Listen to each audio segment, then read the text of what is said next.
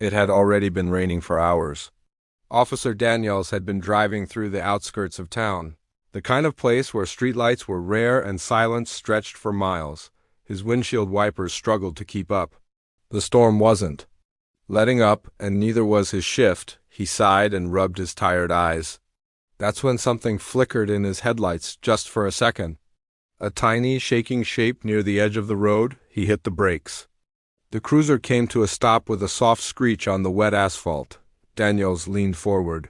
What the? There, in the beam of his headlights, sat a puppy, soaked to the bone, shivering, not moving. Daniels stepped out slowly, pulling his coat over his head as the rain beat down. His boots splashed through puddles as he approached. The little dog didn't run, didn't bark, didn't even lift its head. Daniels knelt beside it, trying not to scare it off. "Hey, buddy," he whispered, voice soft like he was talking to a scared child. "Where's your home?" No tag. No collar, just a trembling little thing with soaked fur stuck to its ribs and two wide, terrified eyes staring back at him. The puppy made the faintest whimper. Daniels reached out his hand, moving slowly. "You're all right. I'm not gonna hurt you." To his surprise, the puppy didn't flinch. It just sat there frozen.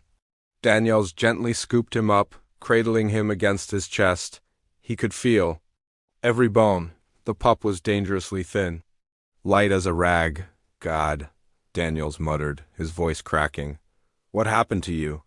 He rushed back to the cruiser and laid the puppy in the front seat, wrapping him in his own jacket. The little guy didn't resist. He just lay there, eyes fluttering. Daniels turned the heater on full blast. "You better not die on me," he whispered Dot as he drove back toward town. He kept glancing over at the puppy.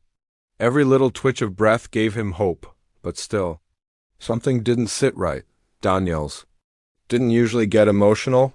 He'd seen his fair share of rough calls, but this hit different. Dot at the station, he ignored the questions from his shift partner and took the pup straight to the back room.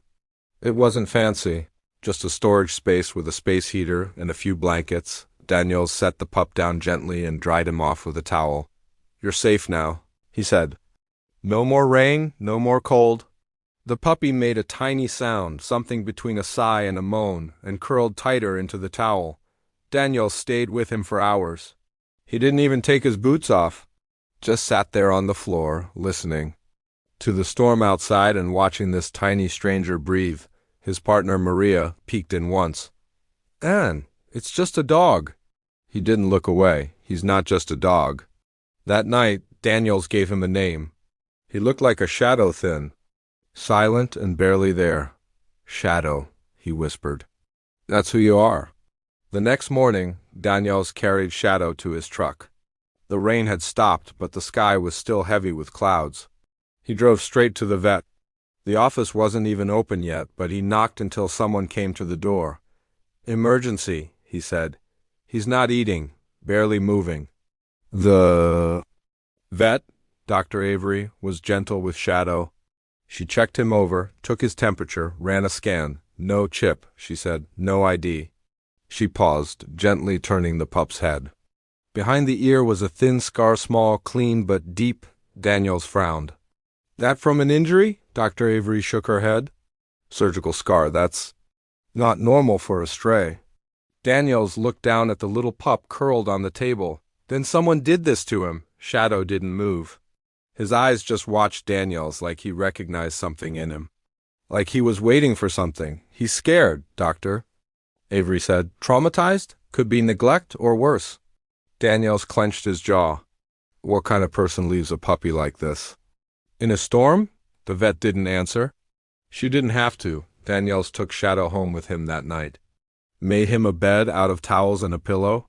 He placed the space heater nearby and dimmed the lights. Dot, as he turned to leave the room, he heard a soft sound. He turned back. Shadow had lifted his head. "Just a little." Daniels stepped closer. "You want me to stay?" Shadow didn't move, but something in his eyes said yes. Dot, so Daniels sat down beside him again. "Same spot as last night. You're not alone anymore," he whispered. "I don't know what you went through, but you're not gonna go through it again." Outside, the storm had faded, but the air still smelled of wet earth and pain. Inside, under the hum of the heater, a bond had begun, quiet, fragile, but real. Daniels didn't know the truth yet. He didn't know what kind of hell Shadow had come from, but deep down, he could feel it. This was no ordinary stray. This was the beginning of something they both didn't understand yet, but would soon. Shadow was barely more than a whisper in Daniel's passenger seat, curled up inside the jacket like a ghost trying to hide from the world. The morning air was still damp, and fog clung to the windows as Daniels drove slowly through town. He didn't turn the radio on. The only sound was the occasional wheeze from Shadow's tiny lungs. Daniels kept glancing over, one hand on the wheel, the other occasionally resting near the pup like a quiet promise. "You're gonna be okay," he said softly. "Just hold on, little guy." The vet had done what she could, but she warned Daniels. The puppy was in critical shape. Malnourished, anemic, and, most of all, afraid. His body might recover, but it was his spirit that worried her. Daniels wasn't sure why, but he felt responsible. Maybe it was those eyes, that silence, that feeling in his gut that told him Shadow didn't just get lost. He was left. He pulled into the station's lot, but didn't head inside. Instead, he turned down a side road toward the edge of town, to his own house. He didn't want to leave Shadow alone. Not even for a minute. "Guess you're staying with me," Daniels muttered with a half-smile. His home was small and quiet.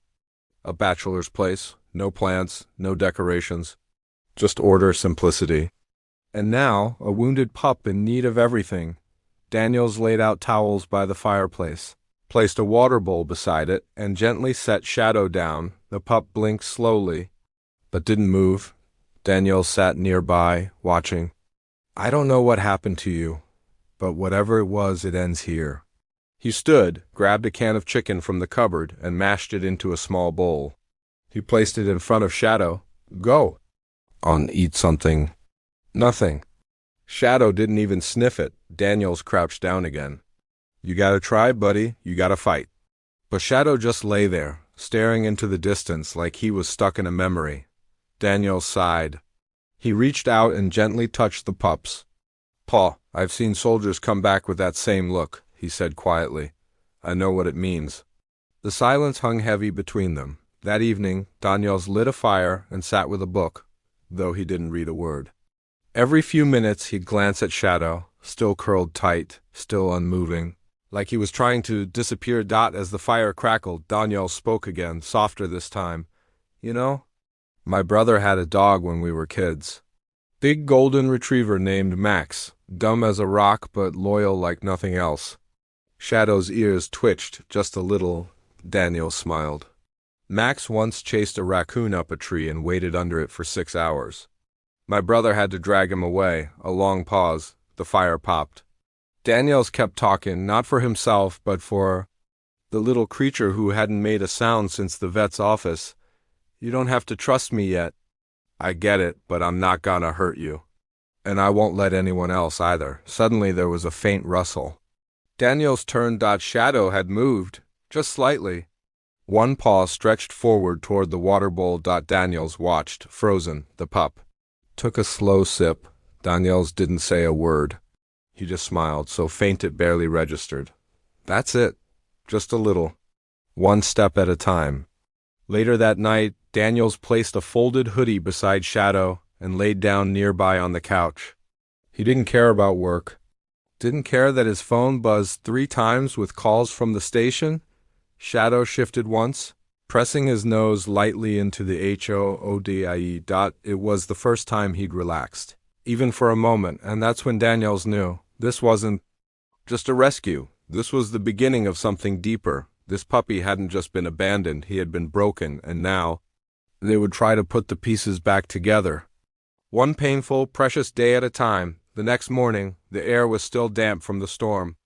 Sunlight tried to push through the clouds, but it felt like the world was still holding its breath. Shadow hadn't moved much during the night. He lay curled up beside the hoodie, breathing slow and shallow, but something had changed. Daniels could feel it. The tension in the pup's body was different now. Not gone, but lighter. Daniels knelt beside him and whispered, "Morning, little man." Still with me? Shadow's eyes opened slowly. They were clearer now, less fog, more focus. Daniels felt a flicker of hope. All right. That's progress? He poured fresh water, placed a small bowl of soft food near Shadow, and left him alone to try. A few minutes later, Daniels heard gentle slurping. Shadow was eating. Daniels froze in the kitchen doorway, not daring to move or interrupt. Then he smiled. Attaboy. Later that day, Daniels brought Shadow back to Dr. Avery for a full examination. The vet smiled softly when she saw the pup had eaten. Well, you've already done more than most could, she said. Let's take a closer look now that he's stable. Shadow whimpered slightly when lifted onto the table, but didn't resist. Dr. Avery began examining him carefully, running her fingers along his body, checking his legs, spine, and ribs. But when she got behind his left ear, she stopped. There it is again, she muttered. That scar? Daniel stepped closer. Surgical, right? Not natural? She nodded. Definitely. Clean incision. He's been operated on. For what? Dr. Avery didn't answer right away. She reached for a small flashlight and looked closer. There's a tiny chip scar, but no chip inside. Like someone removed. Daniels frowned. That doesn't make sense. She looked at him seriously. It does if someone didn't want him to be tracked. A chill ran through Daniels. You mean someone was hiding him? Or hiding what they did to him? Shadow let out a faint whine. Daniels stepped forward, petting his head gently. It's okay, you're safe now. But Daniels couldn't shake the feeling. This wasn't just a neglected puppy. Something about that surgical scar? And the missing chip. It felt wrong. Back at home, Daniel sat down with a notebook, flipping through pages, trying to piece it together like one of his old investigations. No collar. No ID, scar behind the ear, fear of people, trauma response. He paused, flinches. At loud sounds, doesn't bark. Doesn't whine unless he's asleep. Daniels glanced at Shadow, who was lying by the fireplace again, staring blankly at the wall. What did they do to you? He whispered. That night, Daniels had another restless sleep. Around 2 a.m., he woke to soft scratching sounds. He shot upright. Heart pounding, dotted with Shadow, having what looked like a nightmare. His legs kicked out slightly and he let out a choked yelp. Daniels rushed over, kneeling beside him. It's okay. It's just a dream. But Shadow didn't wake. Instead, he started growling, low, guttural, and terrified. Daniels gently touched his side. Wake up, buddy. It's not real. You're home. Shadow's eyes snapped open, and for a split second, they weren't calm.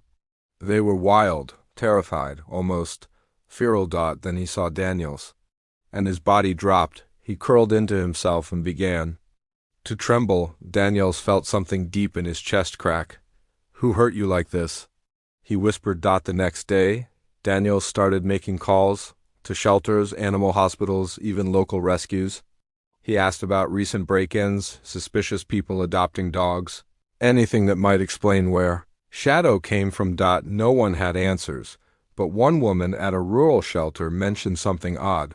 Couple of months back, a guy came around asking for large litters, wanted to take all the runts. Said he was from a research lab, but wouldn't give a name. Daniel's stomach twisted. Did he take any? Yeah, took 3, all sickly. Poor little things. Do you remember what he looked like? Not really, but I remember his car. Old white truck. Red stripe down the side. Daniels wrote it down and hung up. He turned to Shadow, who was watching him now, eyes following his every move. I think we're getting close, buddy. He reached down and scratched Shadow's ears gently. You didn't end up on that road. By accident, did you? You escaped. Shadow laid his head down slowly, but kept his eyes on Daniel's. And for the first time since they met, his tail gave the slightest, smallest wag. Just once. But it was enough. Is this conversation helpful so far? It started again that night. The whimpering. Daniels had just dozed off on the couch, a worn-out blanket over his legs, when he heard it. Soft, shaky cries coming from the corner of the living room. His eyes opened instantly. Shadow was trembling in his sleep. Not twitching like a dreaming puppy? No, this was different. His entire body was stiff, locked like he was trapped in something awful. His legs kicked, claws scraping the floor. And then came the sound Daniels dreaded the most. A broken, panicked cry. Like a scream with no voice behind it, Daniels rushed over. "Shadow, hey, wake up, it's okay." The puppy yelped in his sleep, then jolted awake with a loud gasp, heart racing, eyes wide and unfocused. For a second, Daniel saw it, raw fear in his eyes, like he was still stuck in the place he came from. "It's just me," Daniels whispered. Kneeling beside him, "You're here, you're safe." Shadow didn't growl, didn't bite. He just leaned into Daniel's hand and panted like he'd just run for his life. Daniel sat there for nearly an hour, rubbing Shadow's back gently, whispering things that didn't need to make sense. "No one's gonna hurt you here. Not now, not ever again." Eventually Shadow fell asleep again, this time curled up against Daniel's leg. The nightmares didn't stop. Though over the next few days they came like clockwork, always at night. Always the same symptoms: frozen legs, wild breathing, small growls and soft cries. During the day, Shadow was getting stronger, eating better, moving more, but his eyes told a different story. Daniel started researching trauma in dogs.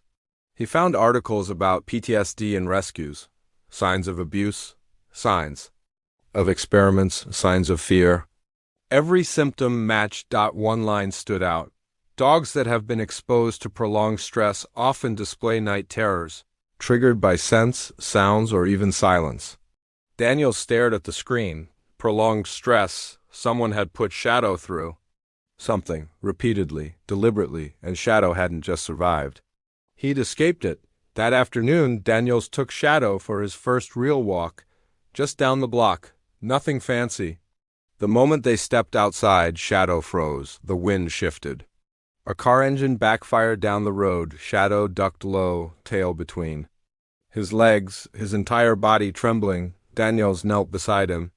"It's all right. It's just a car. No one's coming." He didn't force the walk.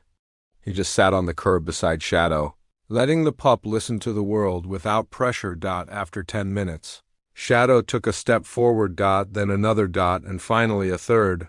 Daniels didn't say anything. He didn't cheer or clap. He just whispered, "Good job, buddy." Each day they walked a little farther. But the nights always brought the shadows back. Sometimes Daniels would wake up to Shadow pacing the house. Other times he'd find him hiding under the table. Once, he found him trying to squeeze behind the washing machine, nose bloodied from forcing his way in. It broke him. "You don't have to hide anymore," Daniels whispered, kneeling on the cold laundry room tiles. "There's no cage here, no trap." Shadow looked up, eyes glazed with fear and confusion. Like part of him still couldn't believe this new life was real. One evening, Maria dropped by to check in. She knocked on the door and peeked in. "Don? You alive in there?" Shadow barked. One sharp, guttural sound. Daniel stood, surprised. That's the first time he's barked. Maria stepped inside slowly, holding out her hand. "Hey, little guy." Shadow growled, low and warning. Daniel stepped between them. "He's not good with strangers yet." Maria raised an eyebrow. "You think he remembers whoever hurt him?" Daniels nodded. "I know he does." They sat at the kitchen table while Shadow lay a few feet away, watching Maria with cautious eyes. "So what's the plan?" she asked. Daniels looked down. "I can't give him up." "Not after what he's been through," Maria smirked. "Didn't think you would?" "You're already half-dog dad." Daniels chuckled softly, but his face turned serious again. "There's something else, too. That scar behind his ear, it's surgical." "But the chip's gone," Maria frowned. "They removed it?" "Exactly. And no one's claiming him. No one's looking for him. Which means someone didn't want him found." Maria leaned forward. "That's not neglect. That's a cover-up." Daniels nodded, "And Shadow knows more than we do. He just can't tell us." They both looked over at the little black puppy lying on the rug. His head rested on his paws, but his eyes never stopped scanning the room. Always watching, always waiting. Daniels exhaled slowly. "Whatever he's been through, we're not done yet, not even close." And in the soft glow of the living room light, Shadow let out a tiny like maybe, just maybe. He believed it started with a tip. A hiker called the station about strange noises and foul smells near an old property in the woods, miles outside city limits. The place had been empty for years, once owned by a research facility that quietly shut down. Nobody went near it anymore. Nobody wanted to. Daniel sat at his desk, phone pressed to his ear as the hiker described rusted cages, broken glass and scattered documents. And the smell, the caller said, voice tight. It's like metal and rot. Something's not right there. Daniels hung up, heart pounding. He didn't tell Maria. He didn't file a report. He just grabbed his keys, whistled for Shadow, and drove. The old compound sat at the end of a dirt road, hidden by overgrown trees. The front gate hung open, creaking in the wind. The sign above was faded, the letters barely visible. North Pines Behavioral Research Facility.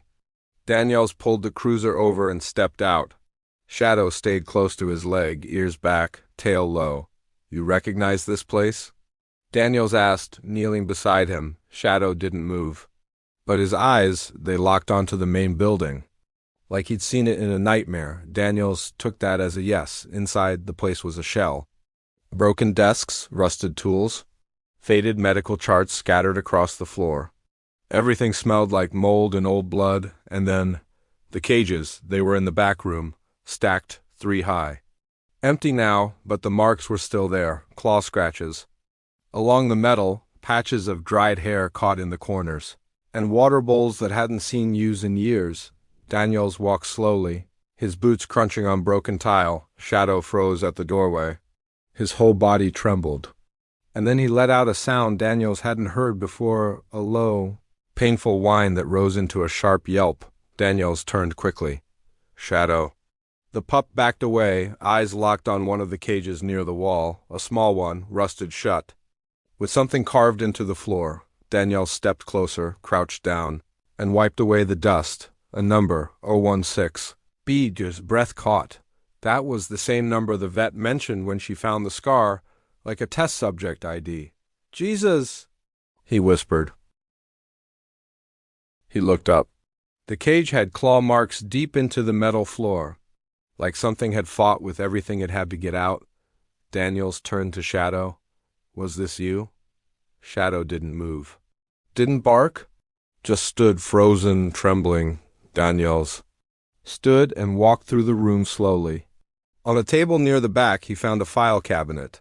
Drawers open and empty, except one. Inside was a torn manila folder labeled Canine Trials, Phase 2. He opened it. Scanned the page. Subject: 016B Failed Aggression Conditioning. Unresponsive to fear triggers scheduled for disposal. Daniel's jaw clenched. They tried to force him to be aggressive. He flipped through more pages. Most were damaged or burned. But one page listed dates, weights, and names. It was a log. Dozens of dogs. All labeled subject. No names, no homes. Daniel shoved the folder into his coat. He glanced back at Shadow, who had curled into a ball near the doorway. You got out, Daniels whispered. They marked you a failure and dumped you like trash. His throat tightened. He couldn't speak for a moment. Daniels looked around the room one last time. He noticed something under one of the cages, the corner of a black plastic case. He pulled it out. Inside was an old camcorder, surprisingly intact.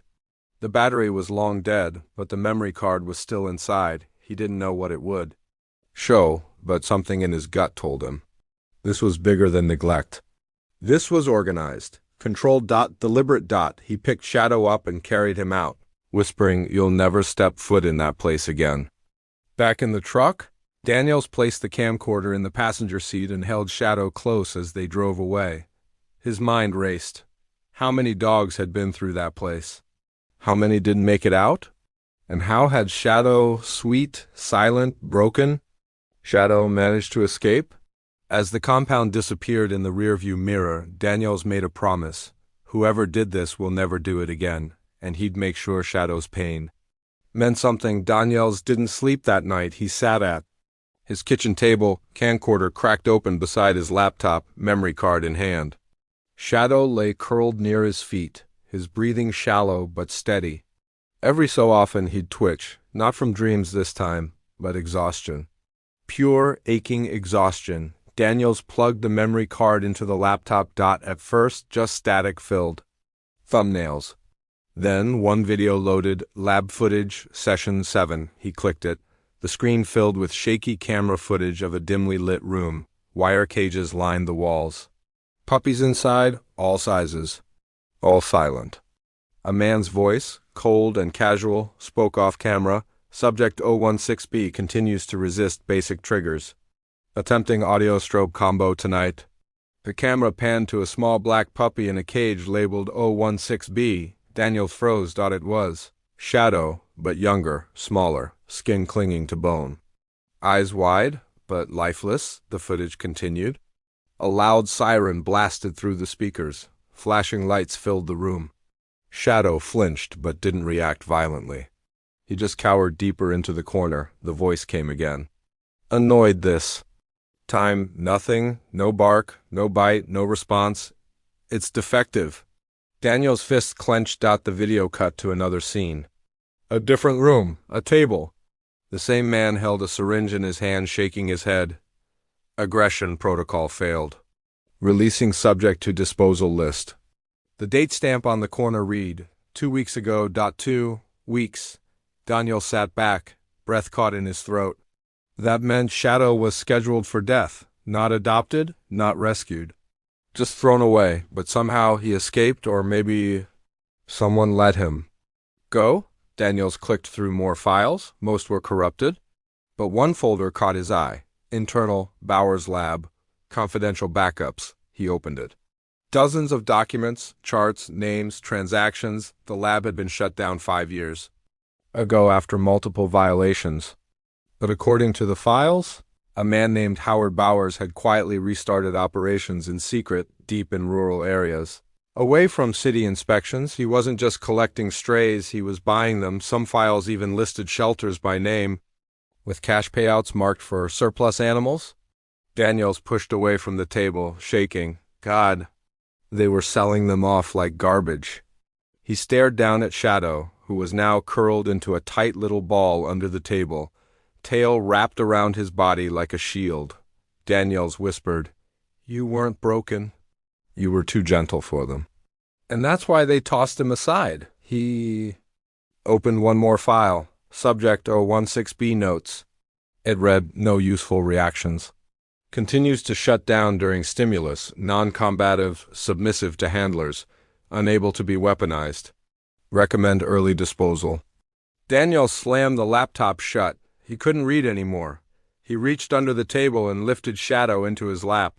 The puppy didn't resist. He just pressed his head into Daniel's chest like he knew. Daniels had seen it all now.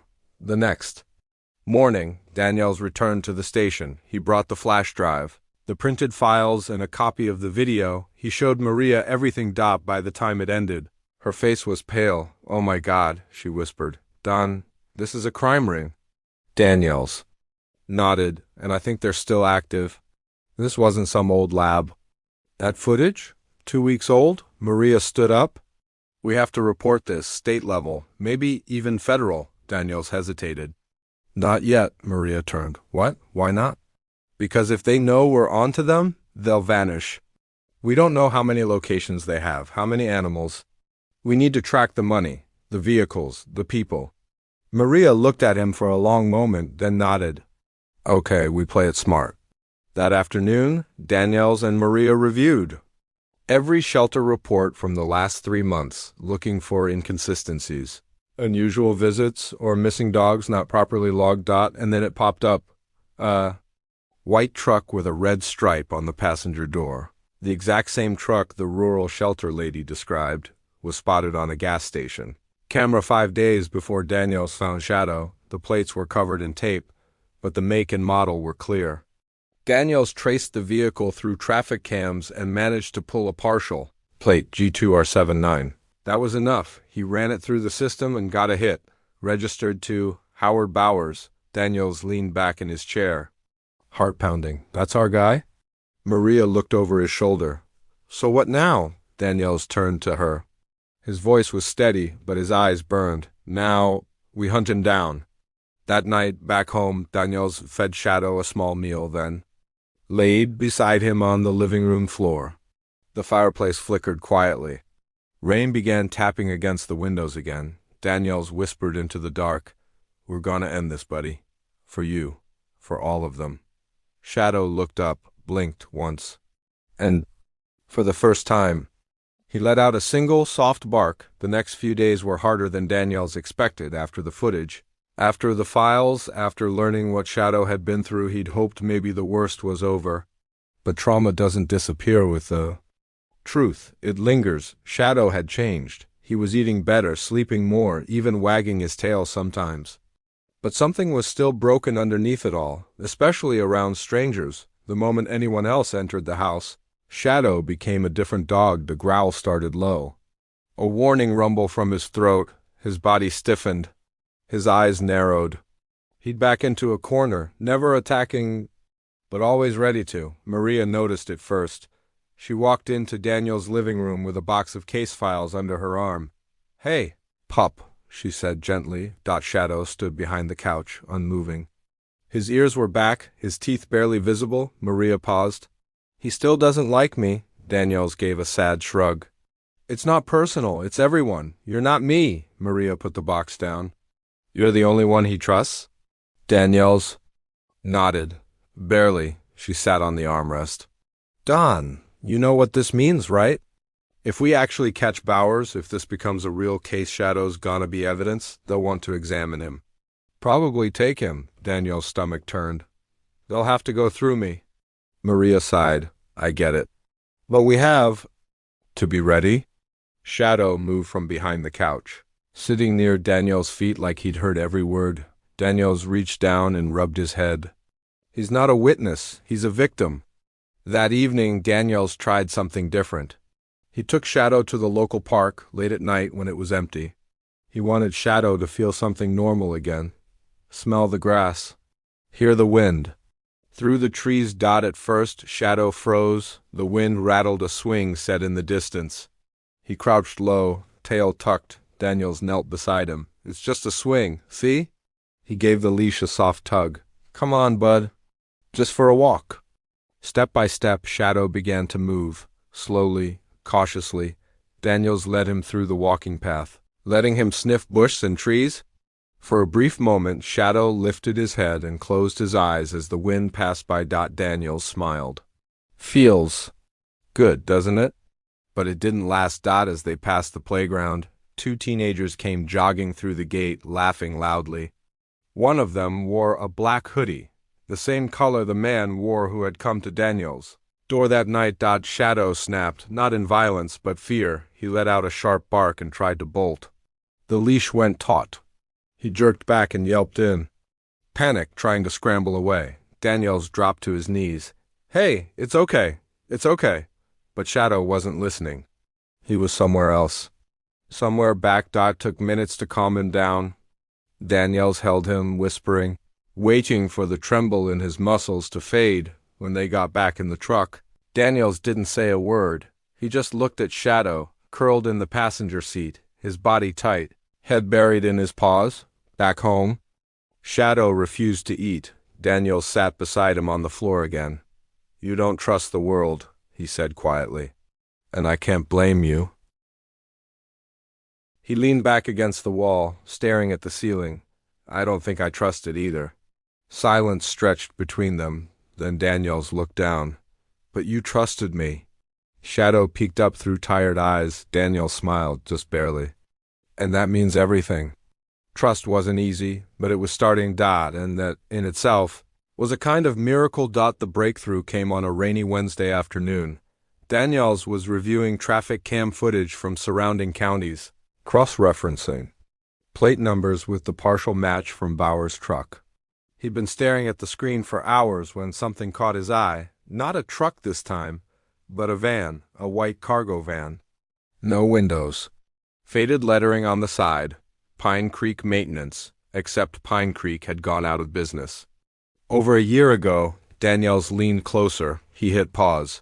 The driver was blurry, head low, but something about the posture, the movement, it looked familiar, cold, methodical. Then he saw it. In the back window, barely visible through the rain, was a black wire crate. Inside, a tail, wagging slowly, weakly.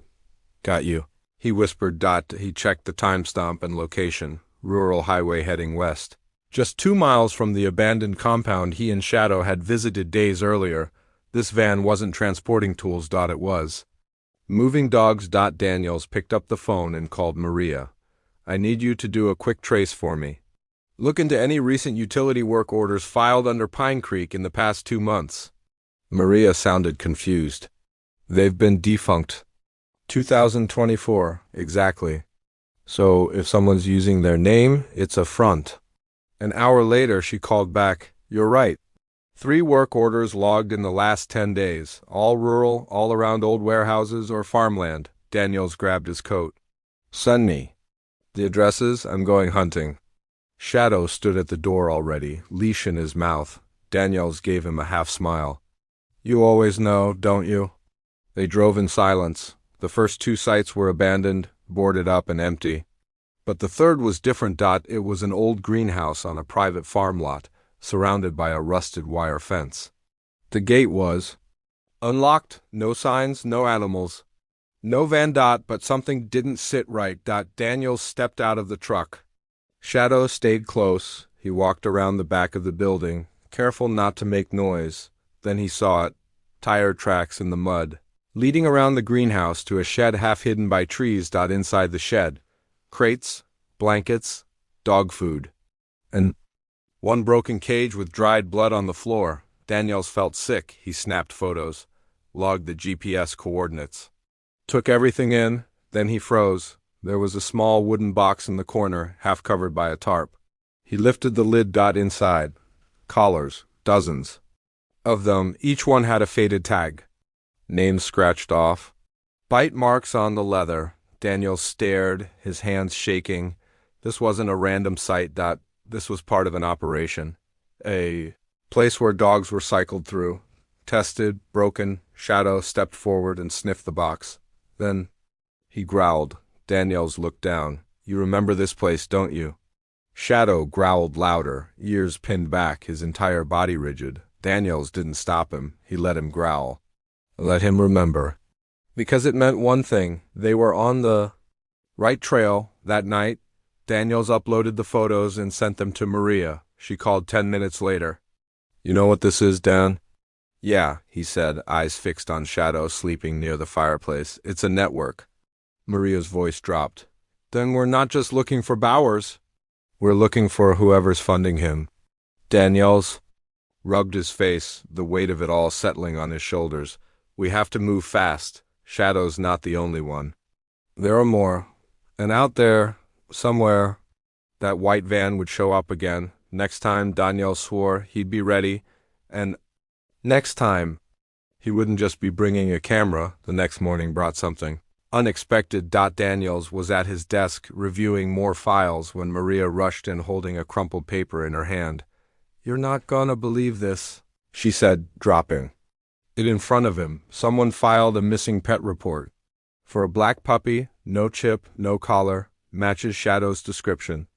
Daniels froze. Where? Other side of the state? Guy called it in this morning. Says the puppy's name is Jet, and he lost him during a storm 2 weeks ago. Daniels narrowed his eyes. 2 weeks? Same time Shadow showed up. Maria nodded. Coincidence? Daniels shook his head. I don't believe in coincidences. They called the man, a middle-aged voice answered. Said his name was Kyle Mercer. He claimed the puppy was a recent adoption from a litter he found near a warehouse. I tried to take care of him, Kyle said on the phone, but he ran off during the rain. Been looking ever since? Daniels arranged a meeting, told Kyle to come by the station and bring any photos of the dog that afternoon.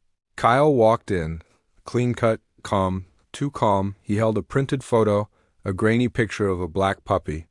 Standing in a metal crate, Shadow, no doubt. Daniels held back his reaction. That's him? Yeah, Kyle said smoothly. He was scared at first, but he started warming up. Had this little scar behind the ear. You can't miss it. Daniel's stomach twisted. He knows about the scar. Maria asked gently, "Where did you find him again?" Kyle smiled. "Just off a trail in the woods." He looked hungry. Took him in. Daniels leaned forward. "Why didn't you report him missing sooner?" Kyle hesitated. "Didn't think he'd survive out there. Figured, what's the point?" "Wrong answer." Daniel's voice hardened. "You said you adopted him. Where from?" Kyle blinked. "Sorry?" "You said you adopted him? But now you're saying you found him in the woods. Which is it?" Kyle's calm mask cracked. Maria stepped in. "We'll need you to fill out an affidavit if you want to reclaim the dog. Proof of ownership, veterinary records, anything that shows you cared for him." Kyle stood quickly. "You know what? Forget it. It's probably not even him. Just thought I'd check." He turned to leave. Daniels called after him, voice sharp. "You were part of it, weren't you?" Kyle froze mid-step. Daniels stood. "You were working with them, maybe not directly at the lab, but you moved dogs, you collected them." Kyle didn't answer, just walked out the door. Maria muttered, "Well, that was shady as hell." Daniels watched through the window as Kyle got into a car and drove off. A black sedan, no plates. Shadow, who'd been sleeping under the desk, suddenly stood up and began growling low. Daniels reached down. "You remember that man, don't you?" Shadow didn't stop growling until the car was long gone. Daniels turned to Maria. "That wasn't a reunion. That was a test." She frowned. "You think Bowers sent him?" "Maybe, or maybe he's trying to see if Shadow made it out alive." Maria shook her head. "If they're checking in, they're scared." Daniels nodded. "Good, let's keep it that way." That night, Daniels brought Shadow into bed for the first time. No crate. No corner of the room. Just next to him, safe, Shadow. Didn't bark. Didn't whine. He just curled beside Daniels and let out a deep, exhausted sigh. And for the first time in weeks, he slept through the night. The morning was still, almost too still. No wind, no cars. Just the hum of distant cicadas and the quiet creak of Daniel's porch swing. He sipped his coffee slowly. Shadow asleep at his feet, wrapped in an old quilt. The past few days had been tense. After the run-in with Kyle, Daniels had doubled his security. New locks, cameras, backup files stored off-site. Every instinct in him screamed that something was coming. He just didn't expect it to come in the mail. At first glance, it was nothing, a plain white envelope, no stamp, no return address, tucked into his mailbox between a grocery flyer and the electric bill. Daniels opened it cautiously, fingers tense. Inside was a single folded sheet of paper, no handwriting. Just a printed message. "You're getting too close, stay out of it." Below the text, a photo, Shadow, locked in that cage, eyes blank. Mouth muzzled, Daniel's grip tightened around the paper. His heart raced. They knew he had Shadow. They knew where he lived. And now they were watching. Daniels looked toward the tree line beyond his house. For a moment, everything felt too quiet, too exposed. He took the letter inside, locking the door behind him. Shadow stirred at the sound, ears perked. Daniels knelt down, showing him the photo. "You remember this?" he whispered. Shadow stared, then slowly backed away and let out a low, shaking whimper. That was answer enough. Daniels scanned the letter for fingerprints. Nothing. No creases, no smudges. It was clean, professional. Someone wanted him scared. Someone wanted him to stop. But Daniels had seen worse in his time as a cop. He didn't scare easy. "And he sure as hell wasn't about to give up now." He called Maria. "You got something?" she asked, picking up on the first ring. "I got a threat." Daniels read the message aloud and told her about the photo. Maria didn't hesitate. "We need to pull traffic cam footage from your street, last 12 hours. Anyone parked outside. Walking the road, even delivery vans." "I'm already on it," Daniels said. "But Maria..." "This means they're getting desperate," she agreed. "Desperate people make mistakes. That's when we catch them." Later that day, Daniels drove Shadow back to the vet for another checkup. Shadow was walking better now, eating more, sleeping deeper. But the nightmares still came some nights, just quieter. Dr. Avery smiled when she saw him. "He looks stronger." "He is?" Daniels said, petting him. but we've still got a fight ahead. As she ran a scanner across Shadow's body, something strange happened. The screen lit up. A faint signal. Daniels blinked. Wait, I thought you said the chip was removed? Dr. Avery frowned. That's what I thought too, but this is different. It's faint, like it's not broadcasting. She looked closer. It's not a pet chip. It's proprietary tech, and it's dormant. Daniel stepped back. You're saying it's not gone? Just turned off? Exactly. And if they turned it off, that means they might be able to turn it back on. Daniel stared at Shadow, heart sinking. They could track him. That night, Daniels didn't sleep. He wrapped Shadow in a thick blanket and laid him beside the fireplace. Then he set up a field scanner from the station, something used to detect digital pings from tags or transmitters. Every few minutes, he checked it. Then at 2:13 a.m., it blinked, a tiny digital pulse. Daniel's stomach dropped. They were pinging Shadow's chip. He yanked the scanner off and threw on his jacket. Not tonight, he muttered. He grabbed Shadow, keys, and the burner phone Maria gave him. And within minutes they were driving. No headlights, no GPS, no trace. They didn't go home. Daniels drove to a safe house used by the department during old narcotics stings. Barely anyone knew it existed. A cabin, deep in the woods, off-grid. He let Shadow out, watched him sniff the mossy ground, and then collapse under the porch swing with a tired sigh. Daniel stood in the dark and whispered to himself, "You can follow us all you want, but you made one mistake." He looked at Shadow, finally safe for the night. You left one of them alive, and that was going to be their undoing. By the following morning, the digital ping was gone. Whoever had activated Shadow's dormant chip turned it off quickly, probably after realizing Daniels had moved. But that slip was all Daniels needed to confirm what he'd suspected for weeks. This wasn't a disorganized ring. It was a system, with tech, with backups, with a command structure, and now they were trying to erase their mistakes. Daniels paced the small cabin floor, boots creaking on old wood. Shadow lay by the fireplace, head resting on a worn rug, eyes tracking every move. Daniels looked at him. They're still out there, and they've got more like you. He grabbed his laptop and opened the files from the Bowers compound again. There had to be something he missed, buried deep in the metadata of a half-corrupted document. He found a GPS coordinate. It was incomplete, missing the last few digits, but paired with the region listed on a few transactions, it narrowed the location down to a 10-mile radius. Maria confirmed it with a quick cross-check. That area's got 3 vacant lots, an old meatpacking plant and 1 warehouse registered to a shell company. No signage, leased 6 months ago. Daniel's gut twisted. That's it. He geared up, flashlight, camera, badge, 1 spare mag. Not for a fight, just in case. He didn't take Shadow this time. I need you safe, he whispered, kneeling. You already survived once, so let me do this part. Shadow let out a soft whine, then nudged his head under Daniel's palm. Daniel smiled. I'll be back. I promise. 2 hours later, he reached the warehouse. It was surrounded by trees, tucked at the edge of a dead-end road. The fence was locked but rusted. A cut with bolt cutters got him in. The outside looked abandoned, vines on the siding. Windows blacked out, but inside it was very active. Daniel slipped through a side door. The first thing that hit him was the smell. Disinfectant and urine. Rows of cages filled the space, some empty, some covered with tarps. There were tools hanging on the wall, not grooming tools. Restraints, muzzles, chemical sprays, and sounds, faint scratching. A muffled bark. A puppy's whimper. Daniels moved fast, snapping photos with his phone. He counted at least 30 cages.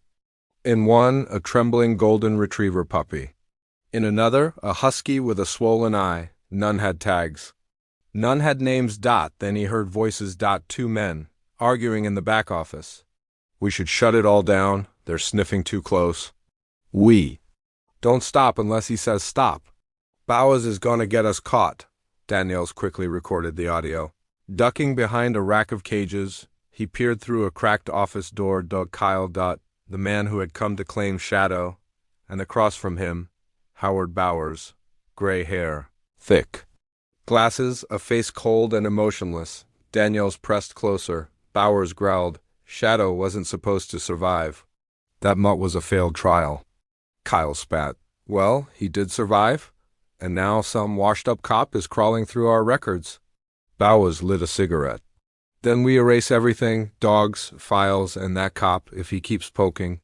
Daniels backed away, heart pounding. They were planning to disappear. Again, he had minutes, maybe seconds, before someone saw him. He slipped out, grabbed the husky pup from the nearest cage. She flinched, but didn't resist, and made a break for the truck. Tires squealed on gravel as he pulled away. Behind him, the warehouse door burst open. Shouts, but no shots fired. He'd gotten out, for now, back at the cabin. Shadow rushed to the door the moment Daniels returned. Daniels knelt, breathless. Told you I'd be back. The husky puppy clung to his arm, trembling. Shadow stepped forward, sniffed the new pup. Then, to Daniel's surprise, laid down beside her, calm, protective. Like he understood. Daniels looked at them both and whispered, "This ends now." Daniels didn't sleep that night, not after what he saw in that warehouse. Not after hearing Bauer's voice talking about erasing everything, like the dogs were numbers. Like Shadow was just a failed file, and now they were planning to disappear again unless Daniels stopped them first. He sat in the cabin with his laptop open, staring at the footage he captured, the cages, the tools, the terrified husky pup who now wouldn't leave Shadow's side. They had evidence. They had audio. But if they went through official channels, the system would move too slowly. Too many hands.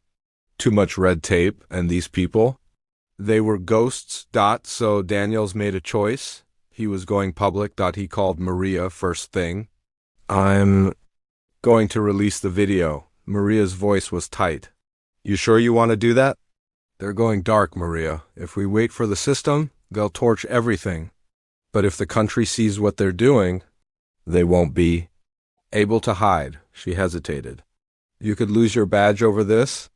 Daniels looked at Shadow curled up beside the husky pup, who they'd started calling Luna. Then I'll lose it. By noon, they had a plan. Maria brought in a tech contact from her journalism days, a digital whistleblower who owed her a favor. They set up a secure stream, cut and edited the footage into a tight 3-minute expose. No names, no faces. Just the cages, the dogs, the recorded audio of Bauer's voice, and at the center, Shadow's footage, the crate, the scar, the fear. Maria recorded the voiceover herself. This is Shadow. He was rescued by chance during a storm. What he survived is not unique. There are others still trapped in rural warehouses under fake companies behind locked doors. This is not a single case. This is a system. Daniels watched the final cut in silence. It wasn't polished. It wasn't flashy, but it was real. They posted it anonymously on a burner account across every major platform: YouTube, Twitter, TikTok, Reddit, and emailed it directly to investigative journalists across the country. They didn't ask for likes. They asked for attention. The first hour? Nothing. But then a local vet reposted it. Then a mid-sized rescue nonprofit. Then a verified journalist. And then it exploded. By evening, #Justice for Shadow was trending nationwide. People were outraged. The scar, the lab, the cages, thousands of comments poured in. Survivors of dog abuse shared their stories. Volunteers offered to help identify other dogs in the video. A former intern from North Pines commented, "I saw this happen. I was told to stay quiet, but it was real." Maria turned to Daniels, her phone lighting up with alerts. "You just started a war." Daniels didn't smile. He just whispered, "Good." But not everyone was celebrating. At 11:42 p.m., Daniels received a blocked call. He picked up. Silence, then a voice, deep, calm, cold. "You shouldn't have done that." Daniels answered, "You shouldn't have hurt him." Click. Line dead. Daniels checked the security cameras around the cabin. Nothing yet. But he knew they were watching. He turned off the lights, sat on the floor between Shadow and Luna, and pulled them both close. "Let them come," he whispered. You've got the whole world watching now. And for the first time since the stormy night they met, Shadow wagged his tail. They moved fast. Within 48 hours of the video going viral, 2 of the warehouses listed in Daniel's files went up. In flames, electrical accidents. The local reports claimed, but Daniels knew better. This wasn't coincidence. This was cleanup. Maria called him from her apartment, voice trembling with fury. They're burning everything, destroying the evidence. Daniel stared at the news alert on his phone, a grainy image of firefighters battling a blaze. And behind the flames, a twisted metal structure that looked exactly like the cages. Shadow once sat in. They're scared, he said. Maria scoffed. They're not scared, they're cornered. Daniels looked down at Shadow and Luna, curled together like siblings now. Every time Shadow heard the fire alarm sound on TV, he'd tremble. They're wiping every trace.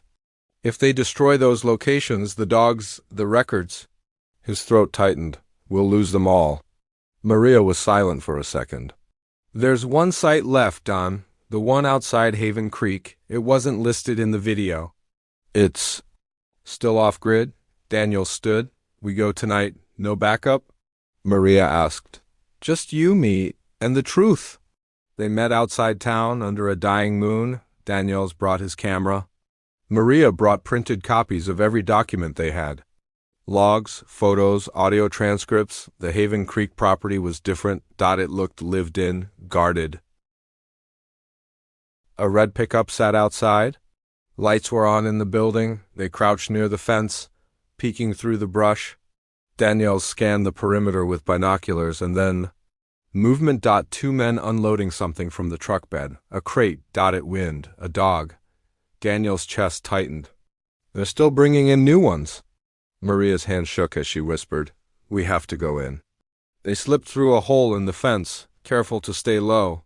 The building had a side entrance, unlocked. No cameras inside. They entered. Silently. And there they were. Dogs. Caged, gagged, shaking. Some barked once. Others didn't make a sound, just watched with hollow, broken eyes. Maria whispered, Oh my God. Daniels moved fast, snapped photos, opened cages, whispered to each animal, You're safe now, we've got you. But as he reached the 3rd row of kennels, a voice behind him boomed, Don't move. Daniels turned slowly, hands raised. It was Bowers, older in person, crueler, and he had a gun. Maria froze. Bowers stepped forward. You think exposing a few cages will stop this? You have no idea how deep it goes. Daniels kept his voice low. You tortured them, for profit, for control. They were animals, Bowers snapped. Failed experiments. No one cared before. Why should they care now? Daniels stared him down.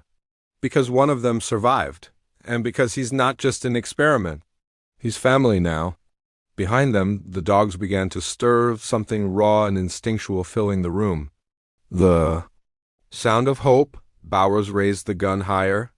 You should have walked away. Maria's voice rang out clear. You're on live stream. Bowers froze. She held up her phone, the red light blinking. The video already sent to the cloud. Daniels moved. Fast. He lunged forward, knocking the weapon aside. The gun fired once. Into the ceiling, then skittered across the floor. Bowers tried to run, but Maria tackled him from behind. He crashed to the ground with a grunt. Daniels grabbed zip ties from his belt. You're done. Bowers laughed bitterly, breathless on the floor. There'll be others. You'll never stop it. Daniels looked around at the dogs, all awake. Now, all watching, he whispered, We just did. Within minutes, sirens filled the air. Maria had triggered an emergency beacon through her. Police cars flooded the compound. Animal control arrived with carriers. Veterinarians with blankets. Volunteers crying as they saw the cages, and through it all, Daniel stood in the center, watching them carry out the last of the pups. One officer asked him, What's your name, sir? Daniels didn't answer. He just pointed toward the smallest crate, where a black puppy once trembled in silence. His name, Daniel said softly, is Shadow. And that's the only name that mattered now. The courtroom was cold, not in temperature, but in feeling. Polished floors. Pale lighting. Heavy silence, broken only by the soft clicks of heels and the rustle of papers. Daniel sat on the witness bench, his badge clipped to a simple navy suit. Shadow lay by his feet, calm, composed, ears perked like he understood this wasn't just another room. This was the room where everything came full circle. Bowers sat across the courtroom in a navy jumpsuit, his hands cuffed, jaw locked tight, with defiance. But the bags under his eyes, the twitch in his cheek, they betrayed him. He knew he'd lost. The prosecution had built a wall of evidence. The footage, the documents, the audio files. The husky pup, Luna, now safely recovering with a foster family. And most powerfully of all, Shadow. The judge leaned forward. Detective Daniels, can you walk the court through how you first encountered the animal identified as Subject 016B? Daniels took a breath, looked down at Shadow. He was shivering in the middle of a highway. Rain pouring, no chip, no tag. Just skin and bones. He didn't bark, didn't growl. He just looked at me like he was waiting to be punished. Quiet hush fell over the courtroom. Daniels continued. I brought him home. At first, I thought he was just a stray. But over time, the scars started showing, not just the physical ones. The way he flinched at footsteps, hid from loud sounds, refused to eat near metal bowls. I've seen abused dogs before, but this was different. This was systematic. The prosecutor stepped in. And when did you realize he came from Bauer's operation? Daniels gestured to the screen. The footage played again. Shadow in the cage, the scar visible, the number etched near his paws. 016B. There were gasps from the gallery. Daniels spoke over the image. That's him. That's Shadow. The same dog they marked for disposal because he was too gentle for their so-called testing. The judge glanced down, her fingers clasped together. Is the animal present in the courtroom today? Daniel smiled. Yes, Your Honor. He never left my side. He tapped the floor softly. Shadow stood up. For a moment, the courtroom changed. Everyone leaned forward as the black puppy, no longer shaking, no longer silent, walked forward. Beside Daniels and sat at his feet, head held high. The judge leaned down slightly. He's very calm, Daniels nodded. He knows he's safe now. The defense tried to argue that the footage was inconclusive, that the documents could be fabricated, that Shadow's identification was circumstantial. But their voices felt hollow. Shadow was living proof. The judge called a short recess outside in the hall. Maria joined Daniels on a bench. Shadow rested between them. He did good in there, she whispered, petting him. He's the reason. We're even here, Daniels replied. Maria looked at Bauer's lawyer pacing nervously by the vending machine. They know it's over. They're just stalling now. Daniels leaned back, watching a kid nearby show Shadow a toy.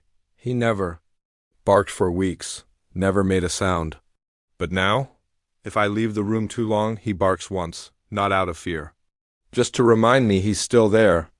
Maria smiled softly, like he's saying, don't forget me. Daniels nodded. I never could.